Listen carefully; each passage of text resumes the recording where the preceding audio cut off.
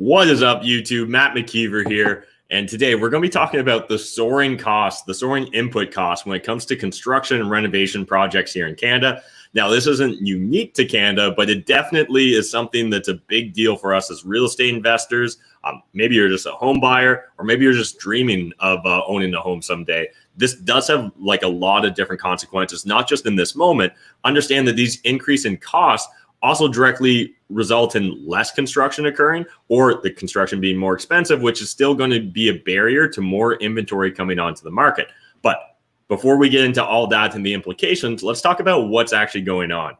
So I've got some articles that I'm going to share here in a moment, but I'd love to hear from you guys, the audience. What has been your personal experience? Are you seeing these increase in costs? You know, if you're doing a renovation budget, what does that look like? If you're building a house, maybe you're building a doing a granny suite or doing a garden suite, what sorts of increase in costs have you seen? Now, we've all heard about some of the challenges with the supply chain, whether it's like what happened in Texas with the ice storm, whether it's the Suez Canal, whether it's actually, there's just so many. We'll get into that in a second. But anecdotally, I asked you guys on my Instagram earlier what you've experienced, and it was actually pretty interesting. So I was talking to one contractor that said, I didn't know this, they're actually rationing out PVC pipes right now. Did you guys hear about that? I wasn't even aware of it. And let me know if this is across the province, across Canada, or whether this was maybe just one store that happened to have a restricted supply. Let me know what your experience is. That one was in the Golden Horseshoe. Then, you know, I've heard about insulation shortages because of the oil refineries in Texas. And that obviously also impacts the PVC pipes and all the different plastics, right? You know, people are constantly talking about $7, $8 2x4s. The cost of wood has just skyrocketed. I also heard that there's an MDF shortage, and it looks like it's going to continue to be an MDF shortage. Love to hear your thoughts and your opinions. And then, you know, heard that part of that was because one of the largest MDF factories burned down. And, you know, for a while, windows, if you've been getting custom windows, I've heard about delay after delay after delay. But now I'm consistently hearing from contractors like it's normally like 10 weeks plus to actually get those custom windows. And I had, you know, someone comment from Newfoundland. And so I think, you know, here in Ontario, our supply chain has been challenged, but obviously in some of the Atlantic provinces or some of the far-flung parts of Canada, it's going to be an even bigger challenge. And they were sharing, you know, some of their struggles. I think they mentioned they bought the last of the 5/8 fireproof drywall at whatever, I don't know if it was a Home Hardware or Rona, but love to hear what your thoughts and your experience have been so far, because it is really interesting. And then an electrician reached out to me and said that wire has almost doubled this year. So have you noticed an increase in your electrical input costs? And also that there was a 45% increase in the sheet metal used for duct work, you know, all your HVAC work and things of that nature. And that it's expected that there's potentially going to be 3 more price increases this year in regards to that sheet metal. And they also heard from one of their suppliers that it's expected that there'll actually be a real inventory crunch in that sheet metal used for duct work mid-summer. So again, love to hear if you guys are hearing this. If you're currently a contractor, electrician, a plumber, HVAC, let us know. Are you adjusting any of your business practices? Are you using more of a just-in-time inventory? Are you trying to build up a big reserve, right? How are you approaching this? Or if you're a landlord with a lot of renovations, how are you approaching some of these challenges? For us right now, we're about to close on a 29-unit apartment building soon, and we got 9 vacant units. That means like we got 9 kitchens. We got 9 sets of doors, 9 sets of trim, 9 apartments to do new flooring in, 9 apartments to do new painting with. And, you know, we're starting to think we may have to start storing more materials. We often ran on a very lean, just-in-time inventory system because we're trying to keep capital requirements low, right? Like any entrepreneur that's trying to aggressively grow their business. However, we now see a real challenge that if there is an inventory shortage, that we may that will actually set us further back than the incremental cost of holding more inventory for a slightly longer period of time. So again, love to hear your thoughts. And is this changing the type of investing you're doing? Is this changing the type of renovations you guys are doing?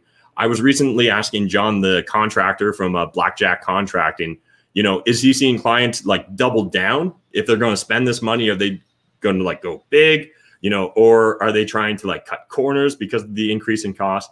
Sounds like overall he's seeing relatively the same level of consumption. You know, we were chatting, was it he was saying like probably like 2 years ago, that basement apartment unit that he would have converted for you, plus like lipstick touch-ups on the main floor, that might have ran 120,000. Where now it's a lot closer to 180,000 consistently where his quotes are coming in. So again, these costs have serious implications. And this isn't something that exists in a vacuum, right? When we as landlords, when home builders have huge increases in their cost basis, they're naturally going to pass it on to their customers, right? That's the only way they can stay in business. So again, we've seen a huge increase in rents recently, but do you think that this will create more pressure on those rents?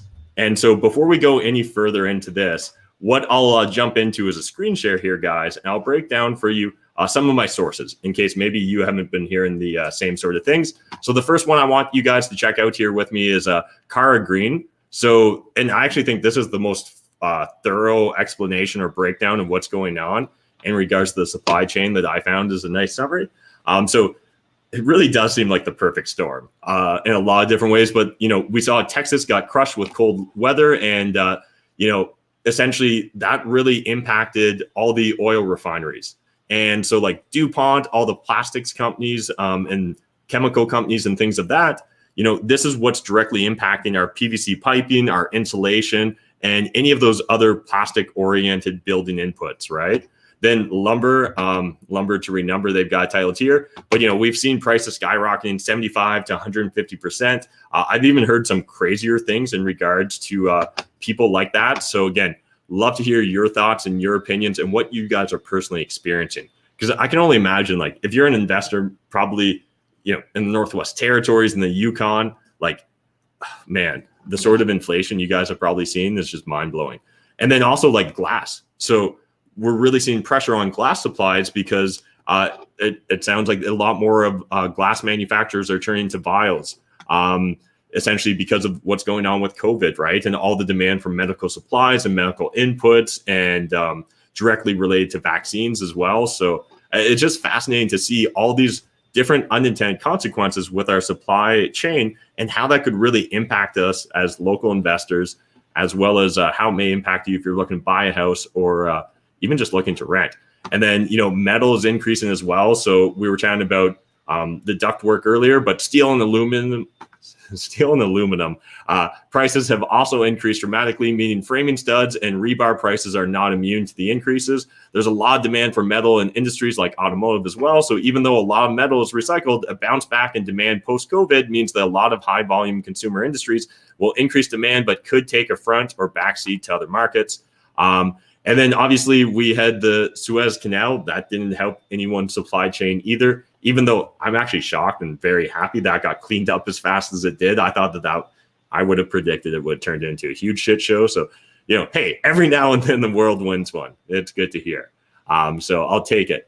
And, you know, I'm sure you guys maybe have even anecdotally experienced just the strains on our trucking supply chain, right? So in regards to, usually Amazon was next day delivery for me pre-COVID, where now I might have to wait 48 hours to get that package. But that actually is a doubling of timing, right? Like that actually is a pretty big kink in a supply chain.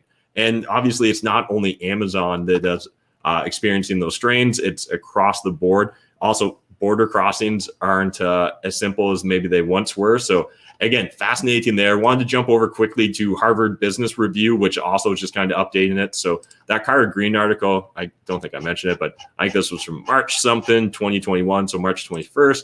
This guy here is from March 26, 2021. So this is definitely something that we're hearing a lot of rumblings about. But honestly, I think you're going to hear a lot more about this 2 months from now. I think the especially here in Ontario, going into another 28-day lockdown, this is just going to put more pressure, more constraints.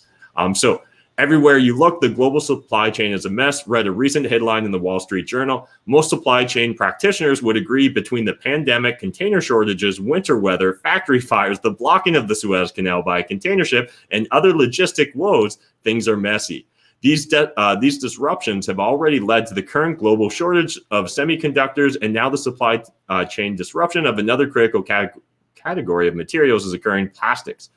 Constraints on the supplies of their raw materials, especially polyethylene, polypropylene, and monoethylene, MEG, are leading to factory shutdowns, sharp price increases, and production delays across a range of industries. So again, obviously that really impacts us with building as well, your insulation and your PVC piping, as we mentioned earlier. Then Forbes said this, and I just thought this was interesting. So I was mainly focusing really on input costs and how expensive those have got. But Forbes was talking about renovating your home. These 4 things are in short supply and could cost you time and money. And so the first one, lumber, we already talked about that. Windows and doors, yep, that's definitely getting up there. But then they had appliances here too. I was like, oh, I haven't actually really looked recently at what we pay for appliances. So, appliance shipments were down 7%. They were saying, now this is a while ago, back in June of 2020.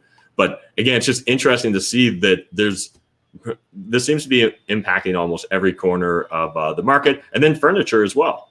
So we also do a lot of lightly furnished rental units. So it actually got me thinking, we probably have seen a creep up, but I haven't been paying enough attention because that's not my job. But just interesting when I think about all your input costs, all your furniture, all your appliances, feels like just about everything related to housing is a lot more expensive now. And it's not just us in North America. So there was also this article, February 17th, 2021, just talking about COVID and Brexit and double whammy it's having on the British building sector and, in regards to all their input costs as well. So again, just really interesting. I think as real estate investors, one thing we should be aware of, if there is this real constraint in regards to inputs for construction, that could delay or slow down the ability of builders to build more inventory. Other things like lockdowns or shutdowns as well, again, could restrict or reduce the amount of inventory that we have being produced for us in regards to new home construction. And, less inventory means more pressure because it seems like demand is not giving up when we're looking at the housing market in Canada, right? So when we put this all together, it seems like we could see more pressure on pricing. And it seems like consistently what we've seen when we came out of any lockdown here in Ontario is that the market seems to want to go on a bit of a bull market or a bull run. And so I kind of think we're going to be, in theory, let out of our cages at the start of May, right? And that's normally right when the housing market's going crazy is April, May, spring market. Feels like this is just going to be the perfect storm for real estate again. Obviously, no one's got a crystal ball, but I could see these things leading towards more pressure on the pricing side of things, and we could see prices continuing to creep up, even though we were just starting to see things. It looked like it was maybe just starting to level off here, but I don't think that that's going to end up being the case, just based upon some of the information we reviewed here. But obviously, that's my personal experience. That's my opinion. Love to hear what you guys are thinking. So what Dennis said something here, owning a renovation company, it's hard to quote because of the DIYers. But for us as an investor, the inflation on our rental costs is ridiculous. 3/4 plywood is $95 a sheet. Oh, actually, I did have that written down too. People were talking about plywood, and that was one that I hadn't heard that was creeping up quite as much as the others. So there definitely seems to be a lot of pressure. What's this? Dennis was saying that aside from MDF and bathtubs, there is not really any shortage on lumber. Increase on everything across the board, electrical, plumbing, HVAC, spray foam, insulation. Yeah, that's definitely what I've heard. 252% on 2x4 that are 8 feet long from March 2020 to now. Man, that is crazy to actually see that just really broken down for us, right? So that has huge implications. All of a sudden, finishing your basement just got a lot more expensive if it wasn't already pre-studded out. And again, for us as real estate investors, this is a problems or profits opportunity, right? You could just throw up your hands and say, everything's getting too expensive, I give up. Or we could try and find opportunities. So as our input costs increase, if you're finding your margin squeezed, maybe you're going to look for different strategic renovations that may allow you to stretch that renovation budget further.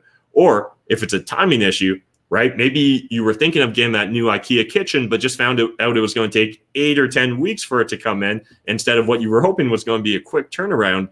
Well, again, you may end up deciding to pivot your approach and you're like, you know what? Maybe I will go find a used kitchen, or maybe we will try and refinish what we've got. Maybe those existing floors don't look too bad. Because the other thing we didn't talk about is the labor shortage. So I'm hearing from everyone that it's impossible to hire. Right now, we're trying to aggressively hire for one of our crews that works on our apartment buildings, and we're having trouble. I know John from Blackjack Contracting is having trouble. I've heard from a few electrical contractors, they're struggling.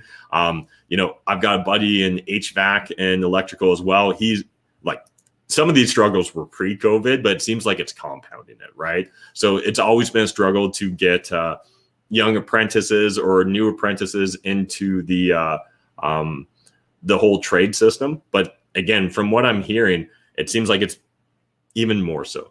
And so it's just fascinating to see this constraint on supplies, constraints on labor. And we already were in a pretty high pressure real estate market, right? Where we had pressure from just such a lack of supply and such a huge amount of demand.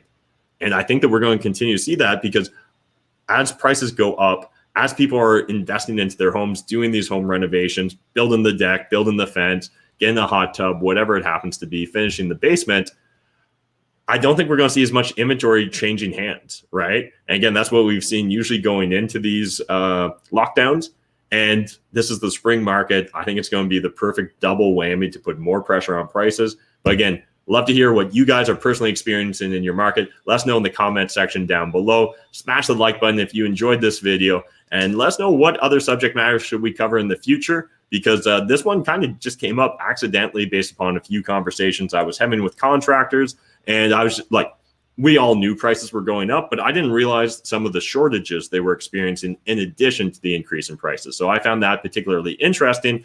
And I suspect that this is just the start of some of the challenges that we're going to have with that supply chain. And as time goes on, I got a feeling you're going to hear a lot more people talking about this. Give it a month or two here in Ontario. I think it's going to become a much bigger issue, but that's just my opinion. Let me know yours in the comment. We'll see you in the next video.